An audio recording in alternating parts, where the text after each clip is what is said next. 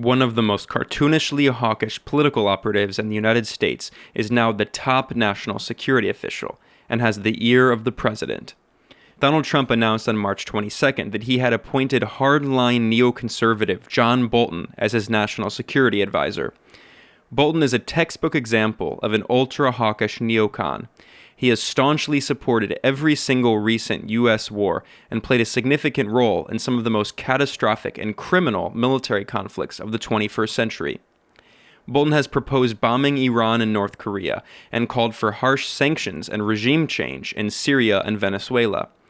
Even hyper-conservative Fox News, where Bolton is a longtime contributor, has highlighted his extreme bellicosity. In the Fox News broadcast on the night Bolton's promotion was announced, a guest noted, John Bolton is as interventionist and hawkish as they come, and this is about personal chemistry with the President of the United States.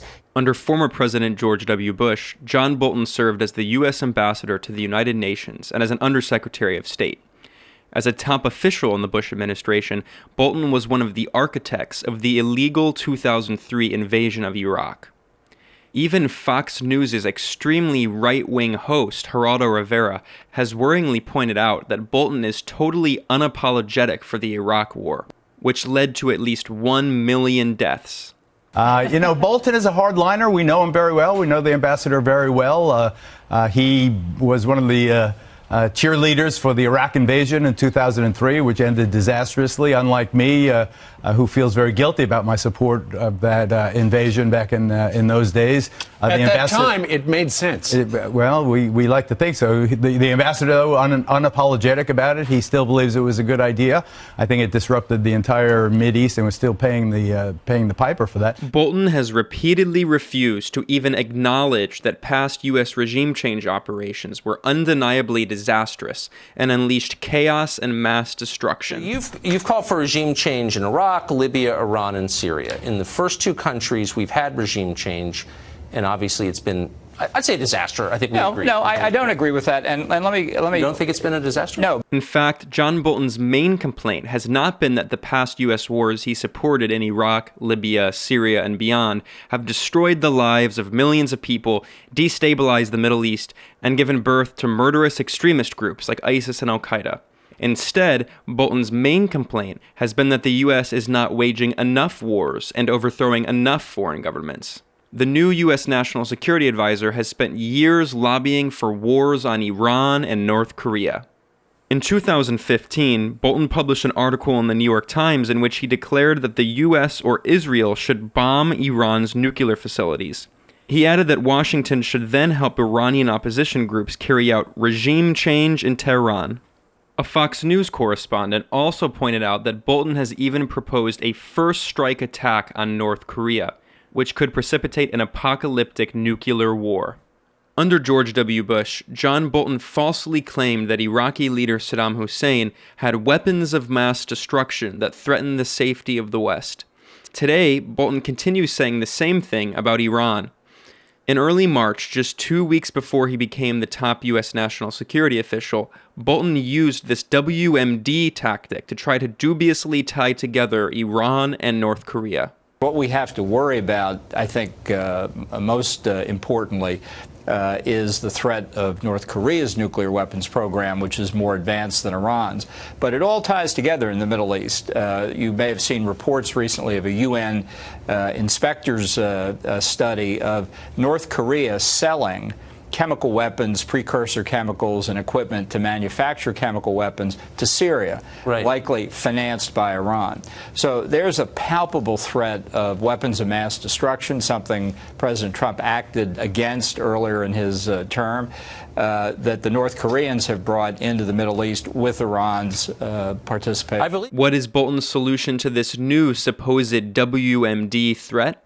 Once again, war.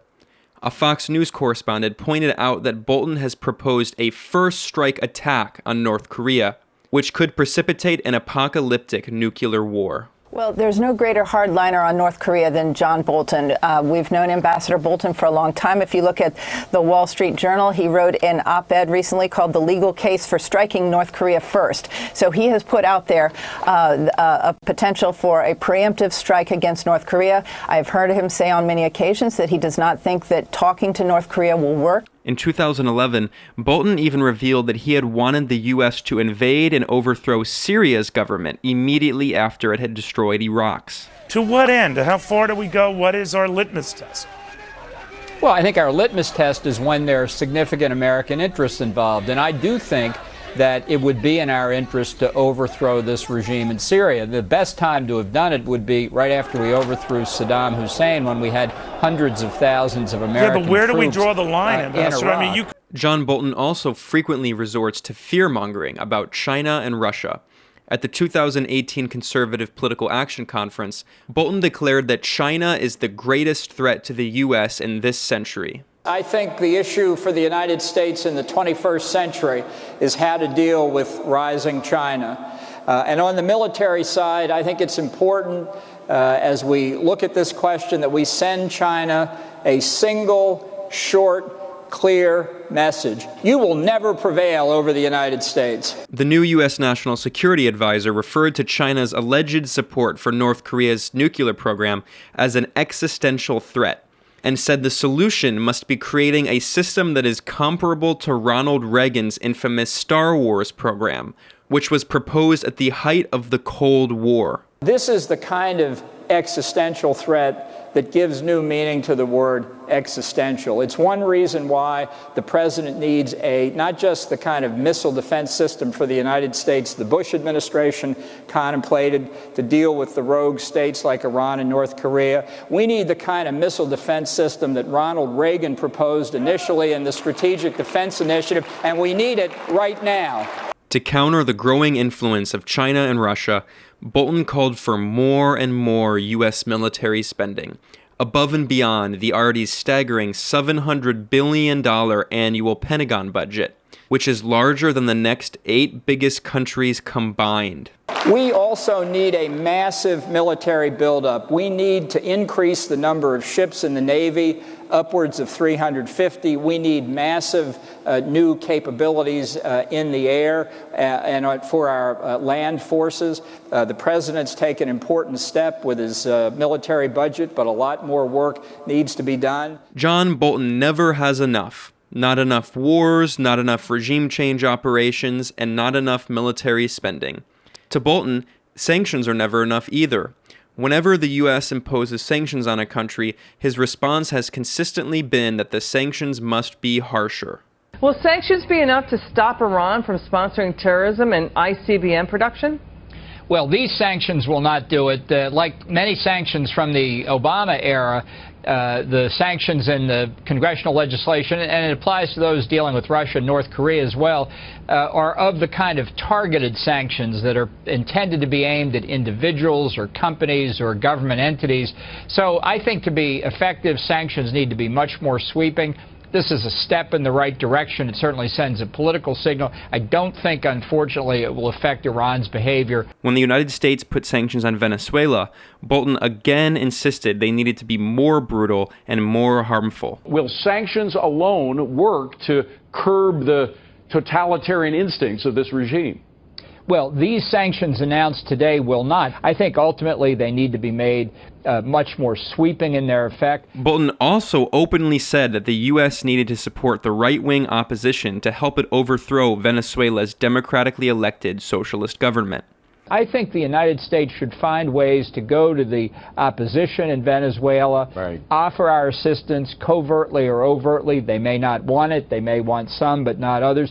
I think our objective should be the overturning of this regime. It has no democratic legitimacy. And the opposition, believe me, very disorganized, needs all the help it can get. The new U.S. National Security Advisor made it very clear what he was calling for: regime change to topple Venezuela's elected leader. This is regime change. It's the other thing a lot of people don't like. What we need to do is help the opposition, if they're willing to accept the help, to try and get this regime overturned. The solution John Bolton provides for every single problem is more aggression, more force, and more violence. Not only has the new top U.S. national security official defended past military conflicts and called for new ones, Bolton has also said he wants to intensify the debunked so-called war on drugs, and not just inside the United States, but throughout Latin America. The gang member said it's easy to get into the U.S. This is a gang member of MS-13. Right, and I think that's something that we don't emphasize enough about the porous southern border. It's not simply an immigration question, an illegal immigration question. It's a question of drug trafficking coming all throughout the Western Hemisphere through Mexico, and the possibility that terrorists, including nuclear, chemical, or biological weapons terrorists, could use the same mechanisms as the traffickers to bring their weapons into the United States, too. So there's a real, to my mind, a real law enforcement and national security issue here, quite apart from the immigration debate. Although there's a lot of talk, really, on both sides of the aisle now about more drug legalization. I think it's a huge mistake. I think if you actually enforce the laws, as we're seeing in the case of immigration, the danger of abuse drops. And I think this would be something, frankly, that in Mexico and throughout Central America in particular, but down into Colombia and Venezuela. Well, in the past, Donald Trump may have inconsistently flirted with non-interventionist and isolationist rhetoric. The far-right U.S. president's appointment of arch-neoconservative John Bolton, a man who has never seen a war he didn't like, as national security advisor, is a sure sign that more sanctions, regime change operations, and wars are on their way. Reporting for The Real News, I'm Ben Norton.